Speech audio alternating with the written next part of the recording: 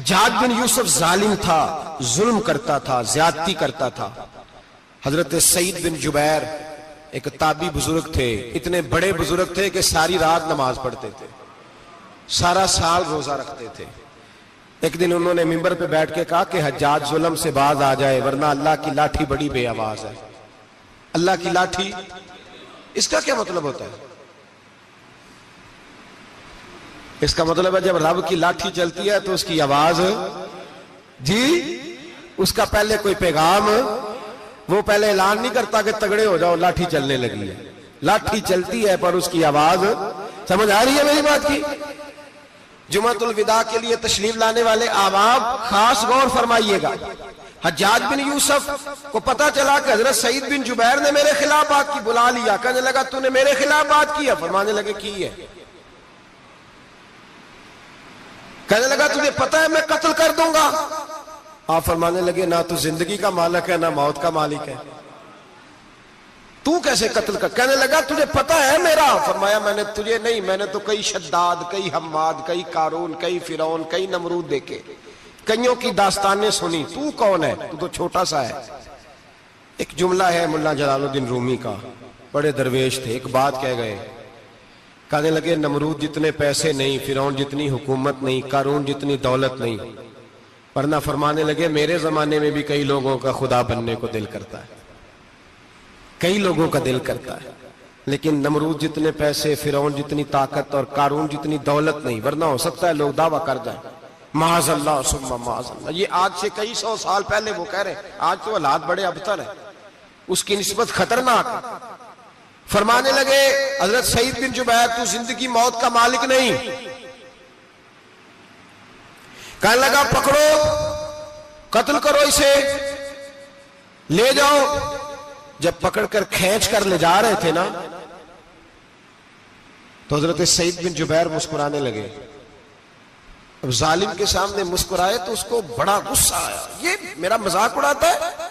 بلا لیا، ادھر آؤ، کیوں مسکرا رہے ہو، کیا ہوا؟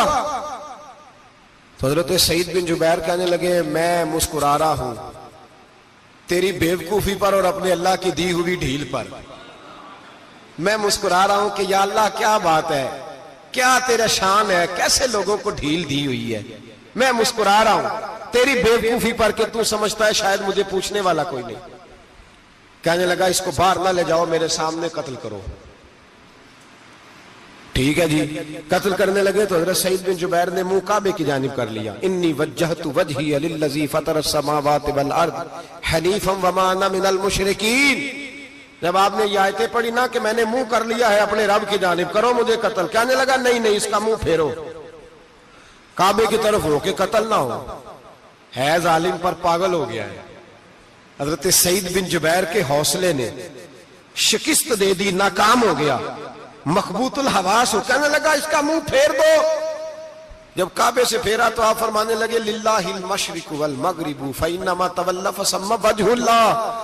اللہ فرماتا ہے تو مشرق اور مغرب سارا ہی اللہ کا ہے، جدھر بھی منہ کرو گے ادھر اللہ ہی اللہ ہے، جدھر بھی منہ کرو گے ادھر اللہ ہی اللہ ہے، چاروں جانب۔ پھیر دے جدھر منہ پھیرنا ہے، تو نے پھیر دیا منہ۔ حضرت سعید بن جبیر کے گلے پہ خنجر رکھا تو آپ نے ہاتھ اٹھائے، کہنے لگے اے اللہ میرے بعد اسے کسی اور پر مسلط نہ کرنا، میرے بعد کسی اور پر مسلط نہ، بس میں آخری ہوں۔ جب آپ ذبح ہوئے تو اتنا خون نکلا کہ لوگ کہتے ہیں جتنا اونٹ کے وجود سے نکلتا ہے، تر ہو گیا سارا اس کا دربار۔ ایک سمجھدار آدمی کو بلا کے کہنے لگا اتنا خون میں نے بڑے بندے قتل کرائے ہیں پر اتنا خون نہیں نکلا۔ تو وہ کہنے لگے لوگ مر جاتے، مرتے وقت ڈر جاتے ہیں، سہم جاتے ہیں، خون سکڑ جاتا ہے، لگتا ہے یہ شخص جب دنیا سے گیا ہے تو ڈٹ کے گیا ہے، یہ ڈٹ کے گیا ہے دنیا سے۔ حجاج بن یوسف رات کو سویا تو تڑپ کے اٹھا، کیا ہوا؟ گھر والے کہنے لگے کیا ہوا؟ کہنے لگے سعید بن جبیر خواب میں آیا اور کہتے ہیں اٹھ مجھے بتا تو نے مجھے کیوں قتل کیا، بتا کیوں مارا؟ اگلی رات پھر سویا تو وہی خواب، پھر سویا تو وہی خواب۔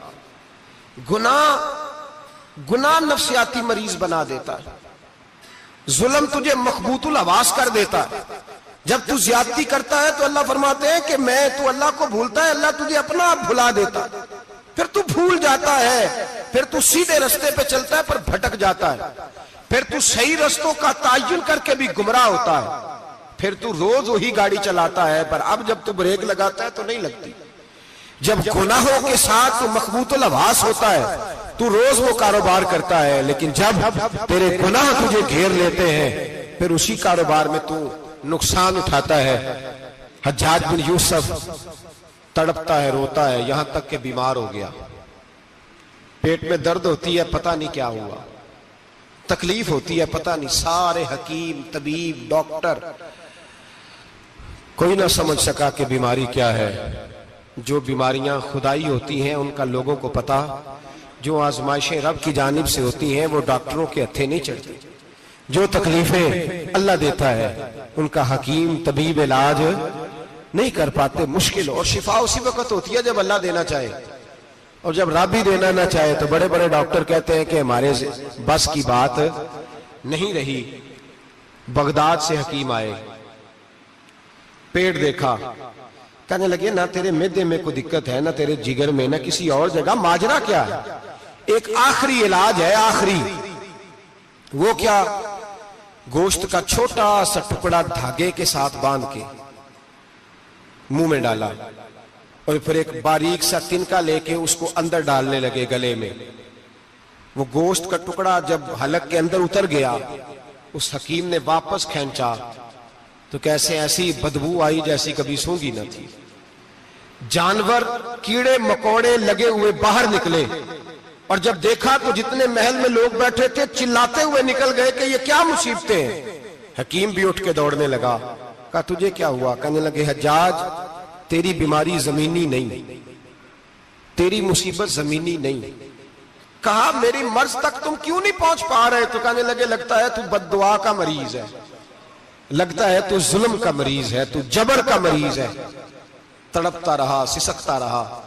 ایک وقت وہ بھی آیا کہ گھر والوں نے کمرے میں بند کر کے تالا لگا دیا، دیوار سے ٹکرے مارتا۔ او بھائی، جو گناہوں کے بیمار ہوتے ہیں انہیں شفا نہیں ہوتی، جو ظلم، جبر، بربریت کے بیمار ہوتے ہیں انہیں سکون قلبی میسر نہیں آتا۔ دوائیاں ان بیماریوں کی بنی ہوئی ہیں جو بیماریاں زمینی ہیں، جو بیماریاں خوراک کی بد پرہیزی سے ہوتی ہیں، جو گناہوں کی بد پرہیزی سے ہوتی ہیں، ان کی بیماریاں، ان کی شفا توبہ ہے، ان کی شفا رجوع اللہ ہے، ان کی توبہ، اللہ سے معافی مانگنے سے شفا ہوتی ہے۔ حجاج جب مرنے لگا تو بلایا، یہ رنگ بھی ذرا ملاحظہ کیجئے گا، دو چار قریبیوں کو بلایا، پتہ ہوتا ہے نا اپنے کرتوتوں کا آدمی کو، پتہ سارا ہے سردار نکیتیاں دا، پتہ ہوتا ہے سارا۔ بلا کے کہنے لگا جب میں مر جاؤں تو مجھے رات کو دفن کرنا۔ کیوں بھائی، عورت ہے؟ کہنے لگا نہیں، رات کو دفنانا۔ ٹھیک ہے، رات کو دفنا دیں گے۔ پھر کہنے لگا جب صبح ہو جائے تو صبح ہونے سے پہلے پہلے میری قبر زمین کے برابر کر دینا، نشان مٹا دینا۔ کا وجہ تو کلمہ پڑھتا ہے اور حضور کا حکم ہے کہ قبر کم از کم ایک بالش، ایک گیٹ اونچی ہونی چاہیے زمین سے، کم از کم، تو تیری قبر مٹا دے۔ وجہ پتہ ہوتا ہے اپنے ظلموں کا۔ کہنے لگا مجھے پتا ہے لوگ میرے مرنے کے بعد میری قبر بھی نہیں چھوڑیں گے، دنیا میں تو میرے جبر کی وجہ سے کوئی آ نہ سکا، لیکن میری قبر بھی لوگ جنازوں میں باتیں شروع کر دیتے۔ جنازوں میں نے ایسی بھی داستانیں سنی ہے کہ کوئی مرا تو لوگ جوتوں کا ہار قبر پہ ڈال آئے۔ نہیں بھائی، تو جب زندہ تھا تو تیرے جبر ظلم کی وجہ سے نہیں کو بول سکا۔ ایک تو ہے قیامت میں حساب ہوگا، یہاں دنیا میں حساب ہونے لگتا ہے۔ اتنی لمبی زبانیں لوگوں کی لٹک کر مرتے وقت باہر نکل آتی ہیں۔ دعا کریں، جمعہ ہے، اللہ تعالیٰ ایمان کی موت عطا فرمائے۔ دعا فرمائے رب تعالیٰ، اللہ تبارک و تعالیٰ توبہ کر کے جانے کی توفیق عطا فرمائے۔ جاگے جاگے اور سنے اور دعا کرے، اے اللہ تو ہمیں ظلم سے ویسے ہی محفوظ فرما، اگر ہم زیادتی کرنے لگے تو اے اللہ ہمیں اس سے منع فرما، ہمیں اس سے تو یہ توفیق دے کہ ہم باز آ جائیں اس گناہ سے۔ میرے بھائی، ایک تو دنیا میں سزا ہے، پھر قیامت کی سزا ہے، اور وہ زیادہ سخت ہے، وہ زیادہ سخت ہے۔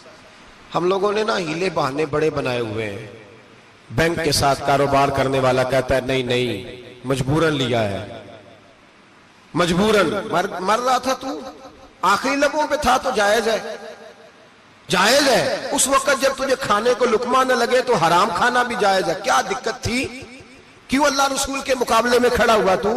کیوں سود کا دھندا کیا؟ کیا تکلیف تھی؟ کہاں تو الجھ گیا تھا؟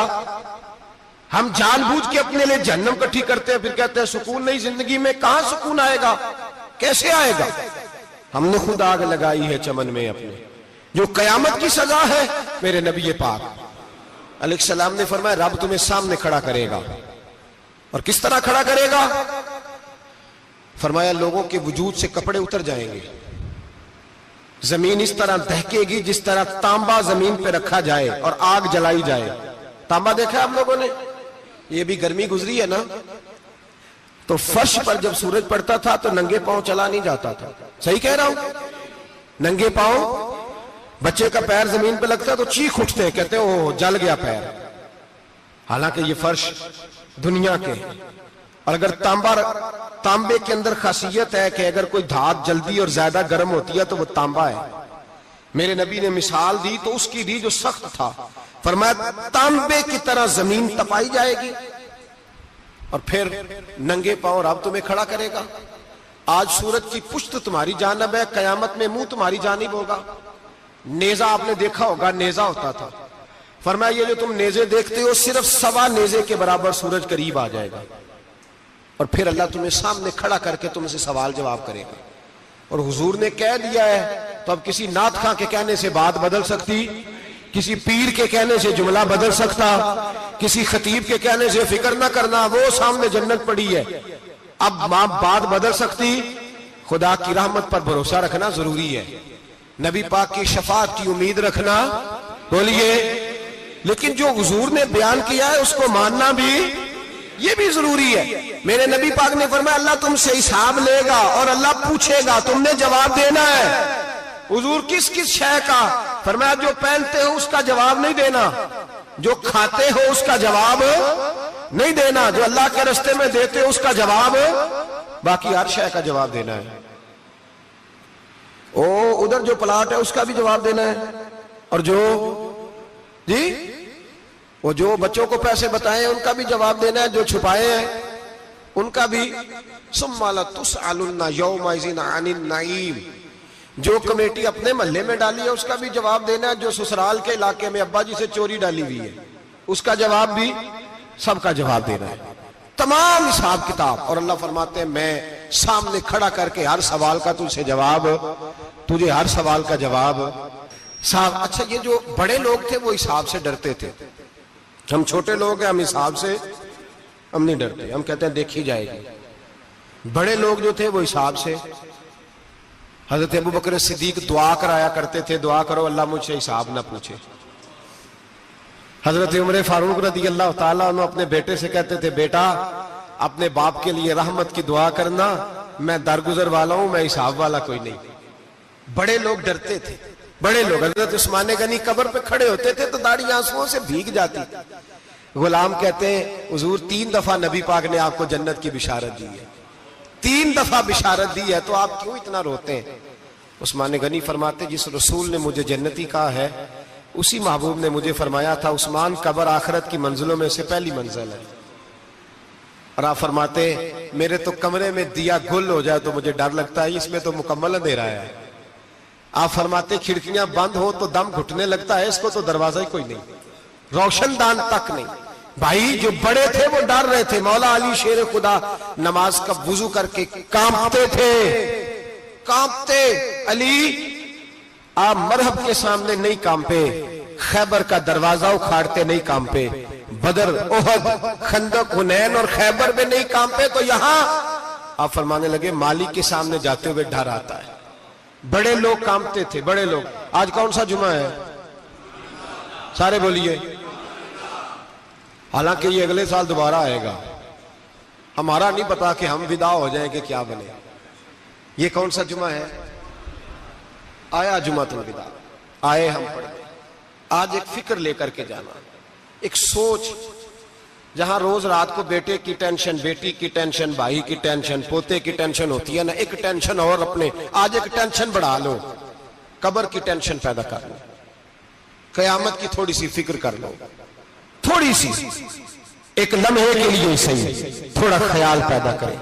حضرت حسن بصری نام سنا ہوا ہے نا، یہ حضرت علی کے شاگرد ہیں، نبی پاک کے گھر میں آ جاتے تھے کئی دفعہ، بچے تھے جب۔ حضرت حسن بصری تابعی ہیں، فرماتے خانہ کعبہ میں عمرہ کرنے گیا، طواف کعبہ کر رہا تھا تو بڑا عجیب منظر ہوا، رات کی تنہائی ہوئی، اس وقت کئی دفعہ طواف بند بھی ہوتا تھا، اس لیے کہ رش کم ہوتا تھا تو رات کو سب سو جاتے۔ کہتے رات ذرا گہری ہوئی تو لوگ اپنا اپنا خیمہ لے کے جاتے تھے، اب تو ہوٹل ہے نا تو خیمے لگتے تھے، لوگ خیمہ لے کے جاتے تھے، جہاں جگہ ملتی تھی خیمہ لگا کے رہتے تھے۔ فرماتے میں رات کو سویا خیمے میں، ایک دردناک آواز آئی، میٹھی ہے دھیمی ہے پر درد بڑا ہے، کوئی رونے والا رو کے کہتا ہے اللہ حساب قیامت میں مجھ سے نہ لینا، اے اللہ تنہائی میں جتنا مرضی حساب لینا پر لوگوں کے سامنے نہ لینا۔ اور پھر کہتا ہے اللہ فضل تو تب کرے جب تو میرا حساب پوچھے ہی نہ۔ پھر چند منٹ گزرے تو پھر وہ رونے لگا، میرے کانوں میں آواز آئی، کہنے لگا اے اللہ حساب تو ان کا لیا جاتا ہے جو حساب کے قابل ہوتے ہیں۔ اعلیٰ حضرت کہتے ہیں نا رضا سے تو کیا حساب لے گا، رضا بھی کسی حساب میں ہے، اے اللہ میں قابل نہیں، مجھ سے حساب نہ لینا۔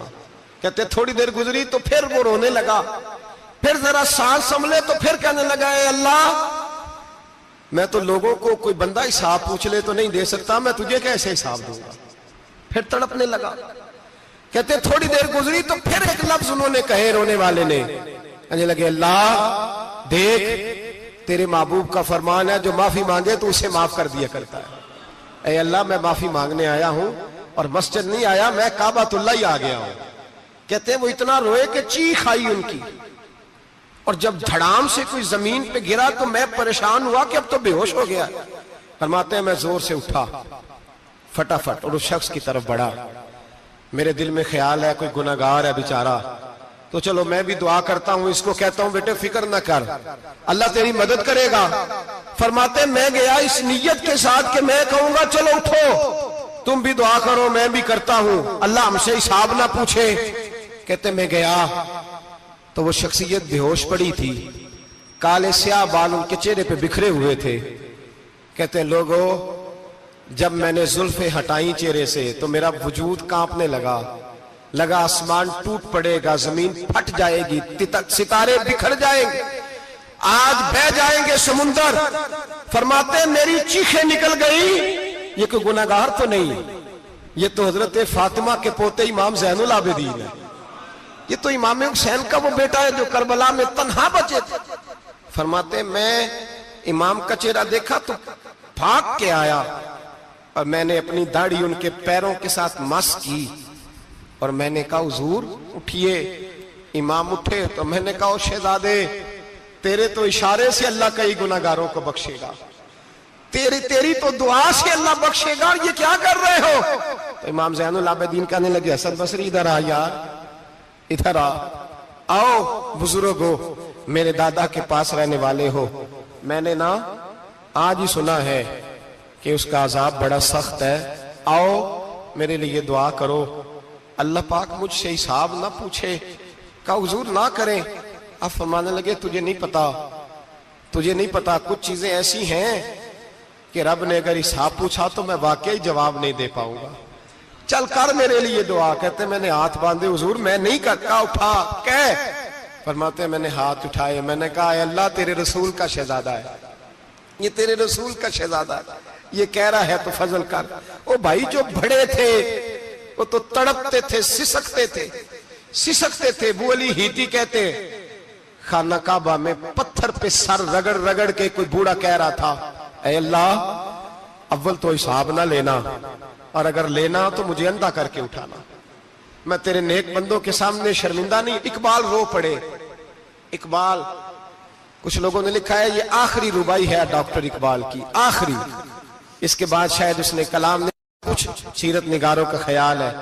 اقبال مدینے کی طرف منہ کر کے کہنے لگے تو غنی از ہر دو عالم من فقیر، اللہ تو غنی ہے میں تو فقیر ہوں، روز محشر عذر ہائے من پذیر، اے اللہ اول تو میرا کوئی عذر قبول کر لینا محشر کے دن، اور اگر نہ کرنا ہوا اگر تمہیں بینم حسابم نہ گزیر، اگر ضرور ہی میرا حساب لینا ہے، اے اللہ اگر تو نے ضرور لینا ہے، اے اللہ اگر ضرور ہی لینا حساب، اول تو میرا عذر مان لینا، میری کمزوری پہ رحم کرنا، اے اللہ میرے بڑھاپے پر میری کمزوری پر رحم کرنا، اگر ضرور حساب لینا ہے از نگاہ مصطفیٰ پنہا بغیر، تو اے اللہ ذرا حضور کی نگاہوں سے اوجھل کر کے لینا، اے اللہ مجھے شرم آئے گی، میرے مصطفیٰ کریم فرمائیں گے میں تو تجھے ہر بات سمجھا کے آیا، ایک جگہ تیری رہنمائی کر کے آیا، تو کیسے عمل کما، ذرا اوجھل کر کے از نگاہ مصطفیٰ پنہا بغیر، ذرا حضور کی آنکھوں سے اوجھل کر کے سائیڈ پہ کر کے لینا،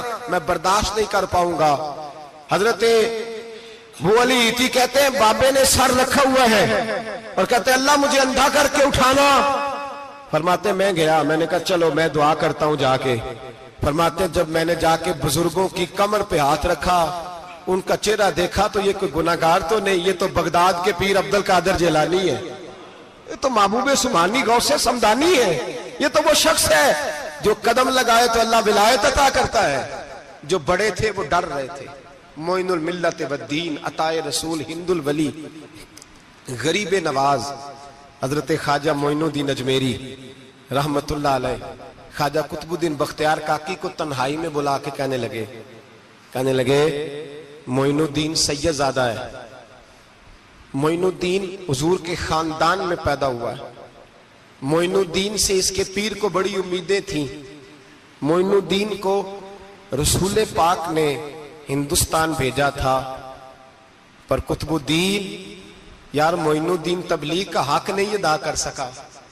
حضرت خواجہ قطب الدین کہنے لگے حضور 90 لاکھ تو مسلمان کر دیے، اور کیا حق تھا؟ فرمایا نہیں، جب تو تہجد کی نماز پڑھے نا بیٹا اپنے لیے دعا مانگنا تو خدا سے کہنا مولا میرے پیر کی کوتاہیاں معاف کر، وہ جس اعزاز کا تھا وہ کام نہیں کر سکتا، جو بڑے تھے ان کی تو باتیں بڑی تھی، یہ جو ہم چھوٹے آئے ہیں نا نئے، ٹکٹیں دیتے پھرتے ہیں، ٹکٹیں، بے نمازی جاہل ان پڑھ پیر ٹکٹیں بانٹتا ہے لوگوں کو، تو بھی بخشا ہے تو بھی بخشا ہے، وہ 90 لاکھ لوگوں کو رائے حق پر لگا کے بھی کہتے تھے نہیں حق تو یہ ہے کہ حق ادا نہ ہوا، حق تو یہ ہے کہ حق، کوئی شاہی پلے نہیں، ڈٹا ہوا کھڑا ہے مسلمان، ڈٹا ہوا، یہ حساب سنے۔ کسی نے حضرت ابو ہریرہ سے کہا کہ کوئی ایسی حدیث سناؤ جو آپ کو بھی بڑی محبوب ہو، حضرت ابو ہریرہ نے چیخ ماری، رونے لگے اور بے ہوش ہو گئے، پھر ہلایا پانی پلایا، اٹھے، کہا حضور بات کی تھی حدیث سنائے، پھر رونے لگے۔ ہمیں تو نہیں نہ رونا آتا، ہمیں تو تب آتا ہے جب بیٹا بات نہ مانے، ہمیں تو تب آتا ہے جب کاروبار میں نقصان ہو جائے، ہمیں تو تب رونا آتا ہے جب ہمارا کوئی دوست ہمارے بارے میں غلط بات کر دے، بے عزتی دنیا کی ہو جائے۔ حضرت ابو ہریرہ 3 دفعہ ہوش آیا، 3 دفعہ روئے اور کہنے لگے عزیزو یہ وہ والی حدیث ہے کہ میں سوچتا بھی ہوں تو میں تڑپ اٹھتا ہوں۔ کہا کون سی حدیث؟ تو حضرت ابو ہریرہ کہنے لگے میں نے نبی پاک سے سنا ہے قیامت میں سب سے پہلے علماء کا حساب ہوگا، سب سے پہلے علماء کا۔ رب کریم فرمائے گا تمہاری دین کے نام پر بڑی موجیں تھیں، تمہارے بڑے پوسٹر چھپتے تھے، لائنیں بنا کے لوگ تمہارے ہاتھ چومتے تھے، لوگ تمہاری گڑی کو بھی چومنا اپنے لیے سعادت سمجھتے تھے۔ بتاؤ میرے رسول کے نام پر کھانے والوں کیا کر کے آئے ہو؟ عمل بتاؤ، عمل، موج بڑی کی نا تم نے، بتاؤ عمل۔ علماء عالم عرض کرے گا اے اللہ میں جگہ جگہ تیرے رسول کے دین کی بات کرتا تھا، میں قرآن کے درس دیتا تھا، میں راتیں بیدار رہ کے تیاریاں کرتا تھا، میں جو بن سکا کیا۔ رب فرمائے گا نہیں، تو نے تو اس لیے کیا تھا کہ لوگ تجھے پیر صاحب کہیں، مولانا صاحب کہیں، تیرے نعرے لگائیں، تو لگے نہیں پھر تیرے نعرے، پھر لوگوں نے لمبے لمبے القابات پکارے نہیں تیرے. حضور سید عالم علیہ السلام فرماتے ہیں پہلا حساب اس کا لے گا جو عالم کہلاتا تھا. رب پوچھے گا تجھے طاقت دی، ہمت دی، بولنے کی صلاحیت دی، اپنے فضل سے دی، بتا کیا کما کے آیا ہے. حضرت ابو ہریرہ روتے ہیں، کہتے ہیں میں بھی تو حدیثیں سناتا ہوں، میں بھی تو عالم ہوں، میرے پیچھے بھی تو لوگ بھاگتے ہیں. لوگوں بتاؤ اگر اللہ نے ابو ہریرہ سے پوچھا تو کیا جواب دے گا؟ اللہ فرمائے گا علماء کے لیے بخاری مسلم ہے، انہیں اٹھاؤ اور جہنم میں ڈال دو. امام غزالی فرماتے ہیں اگر کسی عالم کو سزا ملی تو سخت سخت عالم کو ملے گی. دعا فرمائیں اللہ میرے جیسے لوگوں کو ہدایت کا رستہ عطا فرمائے، اور جو کہتے ہیں سمجھتے ہیں اللہ اس پر عمل کی توفیق عطا فرمائے. فرمایا حضرت ابو ہریرہ نے دوسرے نمبر پر سخی اللہ کی بارگاہ میں کھڑا کیا جائے، مالدار. رب فرمائے گا بول کچھ ایسے بھی تھے جن کے پاس شام کی روٹی نہیں تھی، تجھے میں نے تیری تجوری بھر کے تجھے دولت عطا کی، تجھے وراثت میں میں نے مربے دیے، جائیدادیں دی. بتا وہ کچھ وہ تھے سویرے مزدوری کرنے جاتے تھے، کما کے لاتے تھے، ہزاروں روپیہ تیری بینک میں پڑا تھا، بتا کیا کیا تو نے؟ اے اللہ میں نے مسجد میں دیے، مدرسے میں دیے، 30 دن افطاریاں پکاتا رہا. اللہ فرمائے گا تو جھوٹ بولتا ہے، تو سارا کچھ اس لیے کرتا تھا کہ لوگ تجھے سخی کہے. ہاں ہاں تیرا اعلان ہوا مسجد میں، لوگوں نے کہا وہ دیکھو کتنے پیسے دے رہا ہے، اس کا وہ دیکھو نام لکھا ہوا ہے ہسپتال کے ایک کونے میں کہ یہ والا بلاک فلاں سیٹھ صاحب نے بنایا، یہ دیکھو لکھا ہوا ہے کہ یہ کمرہ مدرسے کا اس نے بنایا، تو لکھ دیا گیا، نعرے لگ گئے، اب جا دوڑ جا. اللہ جہنم میں پھینک دے گا. فرمایا پھر شہید کھڑا کیا جائے گا. ہاں بھئی تجھے طاقت دی، ہمت دی، بتا کہاں خرچ کی، کہاں؟ اے اللہ شہید ہی ہو گیا. فرمایا وہ تو اس لیے ہوا تھا کہ لوگ تجھے شہید کہیں، بہادر کہیں، تیرے نام پہ روڈ کا نام رکھا جائے، تمغہ حسن کارکردگی ملے سو مل گیا. میرے لیے بتا کیا کر کے آیا ہے، میرے لیے. اسے اٹھاؤ اور جہنم میں پھینک دو. بھائیو عذاب کڑا ہے، عذاب سخت ہے، حساب سخت ہے، اور جو حساب لینے والا ہے اس کو. میں نا تراویح ہو رہی تھی تو قاری صاحب نے ایک سورہ یاسین شروع کی، وَامْتَازُوا الْيَوْمَ أَيُّهَا الْمُجْرِمُونَ. اللہ فرماتا ہے قیامت میں کہوں گا مجرم جو ہے نا وہ صفوں سے باہر آ جائے، صفوں سے باہر آ جائے. ایک ہمارے فزکس کے ٹیچر ہوتے تھے تو بڑی سخت چھڑی مارتے تھے، تو جب وہ قد بھی بڑا تھا، جلال بھی بڑا تھا، اور اصول بڑے اچھے انسان تھے لیکن سخت تھے، تو مجھے یاد آتا تھا کہ جب وہ سویرے آ کے کہتے جس نے کام نہیں لکھا وہ باہر نکل آئے. 2 قسم کی چوٹ لگتی تھی. ایک تو خیال یہ آتا تھا کہ شرمندگی بڑی ہوگی کہ سارے سٹوڈنٹ بیٹھے ہیں اور 2 3 4 ان کو کہا وہاں مرغے بن جاؤ، بڑی شرم آتی تھی.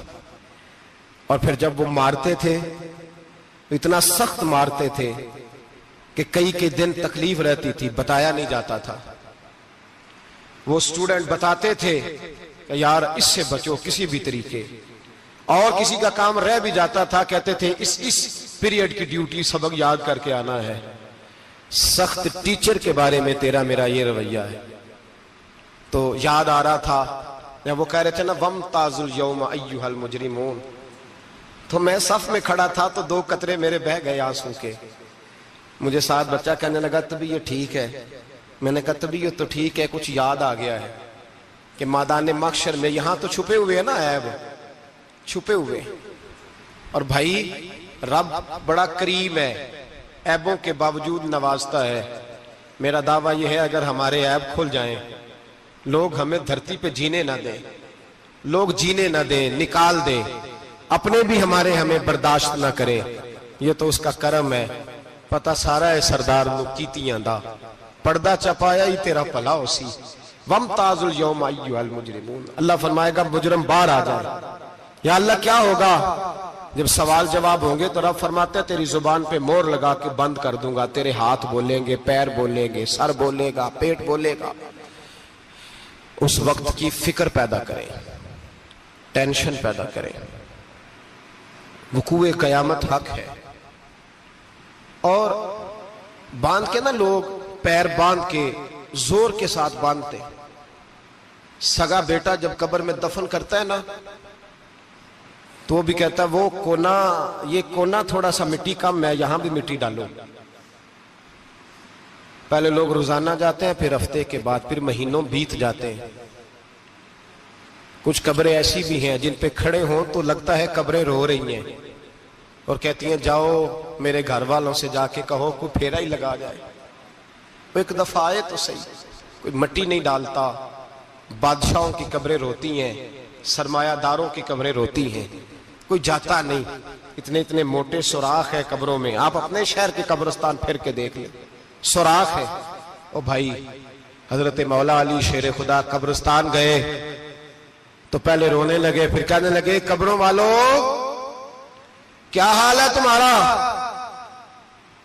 تو آپ فرماتے ہیں مردہ مجھے اندر سے بول کے کہنے لگا علی کفن پھٹ گیا، ہڈیاں ٹوٹ گئی، مال تو دے آئے تھے وارثوں کو پر حساب ہمیں دینا پڑ رہا ہے، تو بتا پیچھے کیا حالات ہیں؟ تو حضرت علی کہنے لگے تمہاری بیویوں نے اور نکاح کر لیے، تمہارے دوستوں نے نئے دوست بنا لیے، تمہاری اولادوں نے تمہارے بغیر جینا سیکھ لیا، تمہاری جائیدادیں بٹ گئیں، تمہارا پیسہ تقسیم ہو گیا۔ پہلے تو کوئی تمہارا نام لیتا تھا، اب تو تمہارا ذکر ختم ہو گیا ہے، اب تو ایک دو نسل تک تمہارا ذکر تھا، اب تو تمہیں یاد ہی کوئی نہیں کرتا۔ کہتے ہیں لوگ یہاں کوئی رہا کرتا تھا، یہاں کوئی ہوا کرتا تھا، اب تو تم قصہ پارینہ، قصہ ماضی ہو گئے۔ حساب کا وقت قریب ہے، قریب آ گیا وقت۔ اللہ فرماتے ہیں اقترب للناس حسابهم وهم فی غفلۃ معرضون، فرمایا حساب کا وقت قریب آ گیا ہے تو ابھی بھی غافل ہے۔ جمعۃ الوداع ایک پریشانی لگانے کا ارادہ تھا، بڑی پریشانیاں پالی ہیں، ایک پریشانی اور پال لو، جس کو یہ پریشانی لگ جائے اس کی عمل سمرنے لگ جاتا ہے۔ یہ پریشانی پال لو کہ اگر مجھے حساب دینا پڑے۔ حضرت عمر کا فرمان، آپ فرمایا کرتے تھے اپنا حساب خود کر لو قبل اس کے کہ اللہ تمہارا حساب کرے۔ خود کر لو اپنا حساب، خود کھاتے ٹھیک کر کے رکھو، چیک کر کے رکھو۔ میری دعا ہے اللہ پاک ہمیں ان میں شامل کرے جن کو وہ معاف کرنے والا ہے، آمین تو کہہ دے۔ اللہ تبارک و تعالی ہمیں ان لوگوں میں شامل کرے جنہیں اللہ بغیر حساب جنت عطا کرنے والا ہے۔ فکر پیدا کریں، سوچ پیدا کریں۔